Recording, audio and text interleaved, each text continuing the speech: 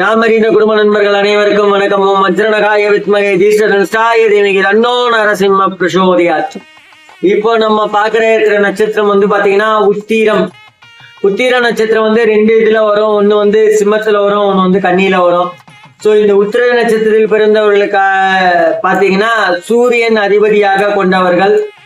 வாழ்க்கையில் தடைகளை நீக்கி அதிர்ஷ்டம், ஆரோக்கியம் மற்றும் மன அமைதி பெற சூரிய பகவானையும் சிவனையும் மற்றும் அம்பாளையும் வழிபட வேண்டும். இவங்களுக்கு நிறைய தடைகள், நிறைய காரிய தடைகள் எல்லாமே ஏற்படும். அதெல்லாம் நீங்கி அவங்க வாழ்க்கையில பலவித வெற்றி கிடைக்கவும், அவங்களுக்கு சகல சௌபாகியமும் கிடைக்கவும் பக்கத்துல இருக்க கோவில்ல சூரிய பகவானையும் சிவனையும் அம்பாளையும் வழிபட வேண்டும். இவங்களுக்கு சிறப்பு வழிபாட்டு முறைகள் மற்றும் பரிகாரங்களை பத்தி இப்ப பார்க்க போறோம். சூரிய பகவான் வழிபாடு. தினமும் காலையில் இருந்து சூரிய நமஸ்காரம் செய்வது. ஓம் சூர்யாயை நமக என்ற மந்திரத்தை 108 முறை ஜபிக்கவும். ஞாயிற்றுக்கிழமைகளில் சூரியனுக்கு கோதுமை தானம் வைத்து வழிபடுவது நன்மையை தரும். நவகிரகத்துல இருக்க சூரிய பகவானுக்கு ஒவ்வொரு ஞாயிற்றுக்கிழமையும் கோதுமையை வாங்கி வச்சு வழிபட்டு வந்தீங்கன்னா உங்களுக்கு சகல நன்மைகளும் கிடைக்கும். அது வெறும் கோதுமை மட்டும் வாங்காம ஒரு வெத்தலை பழம் வாங்கி அர்ச்சனை பண்ணினே வந்தீங்கனாலே நல்லது. அதே போல டெய்லி காலையில ஏந்தோடனே சூரிய நமஸ்காரம், சூரிய பகவானுக்கு ஓம் சூர்யாயை நமக அப்படின்ற மந்திரத்தை ஒரு 108 முறை ஜபிச்சீங்கன்னா அது இன்னும் உங்களுக்கு பெரிய பலமா இருக்கும். அந்த டே ஸ்டார்ட் வித் சன் அப்படின்ற மாதிரி அந்த சூரிய நமஸ்காரம் பண்ணதுக்கு அப்புறம் நீங்க அந்த டே அந்த தினத்தை தொடங்கினீங்கனாலே உங்களுக்கு பெரிய ஒரு உத்வேகம், ஒரு பலம் அந்த மாதிரி இருக்கும். அது மட்டுமின்றி அதிதேவதை வழிபாடு. உத்திர நட்சத்திரத்தின் முதல் பாதம் சிம்ம ராசியிலும் மற்ற 3 பாதங்கள் கன்னி ராசியிலும் வருகின்றன. உங்களுக்கு நட்சத்திர தோஷங்கள் நீங்க உங்கள் ஜென்ம நட்சத்திரத்தில் நாளில் மங்களாம்பிகை அல்லது துர்கை அம்மன் கோயிலுக்கு சென்று விளக்கேற்றி வழிபடுவது மிகவும் விசேஷம்.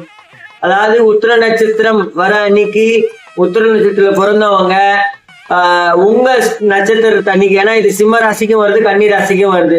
சோ உங்களுக்கு நட்சத்திரத்துல ஏற்பட்டிருக்க தோஷங்கள்லாம் நீங்கன்னா உங்க நட்சத்திரத்தன்று துர்கை அம்மனுக்கு, இங்க மங்களாம்பிகை நம்ம பார்க்க முடியாது, ஆனா துர்கை அம்மனை வழிபடலாம். எல்லா கோயிலையும் துர்கை அம்மன் இருக்கா. அந்த துர்கை அம்மனுக்கு நல்லெண்ணெய் தீபம் போட்டு வழிபட்டு வந்தீங்கனாலே உங்களுக்கு பெரிய பலம் கிடைக்கும். அதே போல இவங்களுக்கு திருமணம் மற்றும் குடும்ப ஒற்றுமைக்கு மன்மதன் பிறந்த நட்சத்திரம் உத்திரம் என்பதால் தம்பதியிடையே ஒற்றுமை பலப்படவும் தடைப்பற்ற திருமணங்கள் நடக்கக்கூடிய வரங்கள் பெறவும் ஸ்ரீரங்கம் போன்ற ஸ்தலங்கள் அருளும் ரங்கநாதர் ரங்கநாயகி தாயாரை அல்லது சிவகங்கை மாவட்டம் திருப்பத்தூர் திருத்தள்ளிநாதர் கோயிலை வழிபடுவது சிறந்த பரிகாரமாகும். ஸ்ரீரங்கம் ரங்கநாதர் நான் கண்டிப்பா எல்லாருக்குமே தெரியும். சோ கணவன் மனைவிக்குள்ள ஏற்பட்டிருக்க பிரச்சனைனா அங்க ஒரு முறையாக போய் வழிபட்டுடுவாங்க. 2 பேர் சேர்ந்து உங்க 2 பேர் பேர்ல அர்ச்சனை பண்ணிட்டுவாங்க. திருமண தடை, உத்திர நட்சத்திரத்தில் பிறந்தவங்களுக்கு திருமண தடை இருக்கு அப்படின்னாலே ரங்கநாதரையும்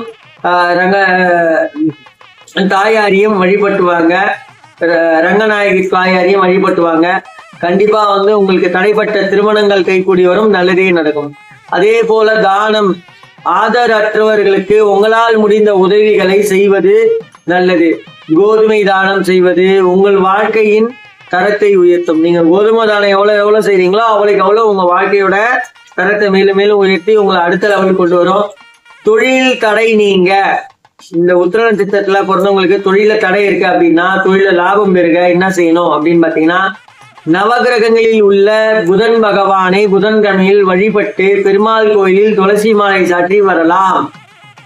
நீங்க நவகிரகங்கள்ல இருக்கிற புதன் பகவானை வழிபட்டுட்டு அதுக்கப்புறமா போயிட்டு பெருமாள் கோயில பெருமாளுக்கு மாலை சாத்தி வரலாம். ஒரே இடத்துல 2 பேர் இருக்காங்களானோ பெருமாள் கோயிலே நவகிரகம் தான். முதல்ல போயிட்டு புதனை தரிசிச்சுட்டு புதன் பகவானுக்கு அந்த பச்சை பயிரை வாங்கி வச்சுட்டு நீங்க அப்படியே ஒரு வெத்தலை பாக்கு வாழைப்பழத்தை வச்சு அர்ச்சனை பண்ணிட்டு அதுக்கப்புறம் பெருமாளை போய் வழிபட்டு வந்தீங்கனாலே உங்களுக்கு நிறைய பலம் கிடைக்கும். அதே போல விரைவில் திருமணம் நடைபெற நீங்க அந்த ஸ்ரீ ரங்கநாதரை பார்க்கறது மட்டும் இல்லாம குரு பகவானுக்கு வேலைக்கிழமைகளில் மஞ்சள் நிற ஆடை அணிவித்து முல்லை மலர்களால் அர்ச்சனை செய்து வழிபடலாம்.